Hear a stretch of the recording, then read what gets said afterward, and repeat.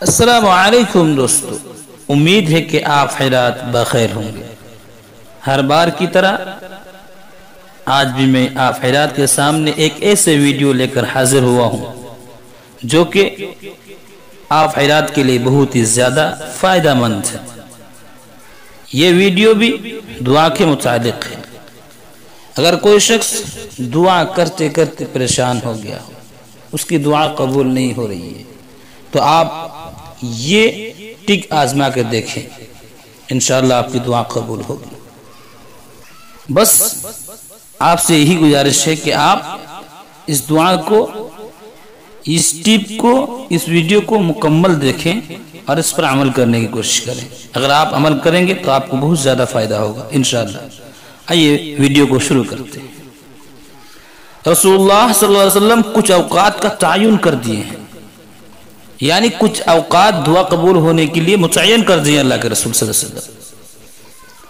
اذان ہوتی، جماعت کھڑی ہوتی، 10 منٹ یا 15 منٹ کا یہ فاصلہ اس قدر مبارک ہے، اس قدر مبارک ہے کہ آپ صلی اللہ علیہ وسلم نے فرمایا الدعاء بین الاذان والاقامت لا ترد۔ جو 24 گھنٹے آپ دعا کریں، ہو سکتا ہے قبول ہو جائے، ہو سکتا ہے نہ ہو، یہ اللہ جانتا ہے۔ اللہ رب العالمین کے علاوہ کوئی نہیں جانتا کہ آپ کی دعا قبول ہوگی یا نہیں ہوگی۔ لیکن حدیث کے الفاظ ہے، جو اذان کے بعد جماعت کھڑی ہونے تک دعا کرے کبھی رد نہیں ہوتی۔ اذان سے لے کر جماعت کھڑی ہونے تک یعنی اقامت تک، اس دوران اگر کوئی شخص دعا کرے تو اللہ کے نبی جناب محمد مصطفیٰ صلی اللہ علیہ وسلم بیان کرتے ہیں کہ اس کی دعا کبھی رد نہیں ہوتی، اس کی دعا قبول ضرور ہوتی ہے، کیونکہ یہ وقت اللہ کو بہت زیادہ پسند ہے۔ ویسے تو ہفتے کے سارے دن محبوب ہیں، لیکن اللہ کے رسول صلی اللہ علیہ وسلم نے فرمایا جمعہ کے دن ایک ایسی گھڑی ہے، ایک ایسا وقت ہے جو بھی دعا کرو اللہ اسے رد نہیں کرتا، اللہ اسے خالی ہاتھ نہیں لوٹاتا۔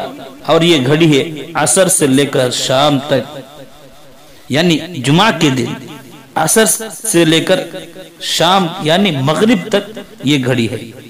اسی لیے نیک لوگ عصر کے بعد دروازہ بند کر لیتے تھے پہلے کے لوگ، لیکن آج لوگ بھولے بیٹھے ہیں، آج لوگ وقت کی قدر نہیں کرتے ہیں۔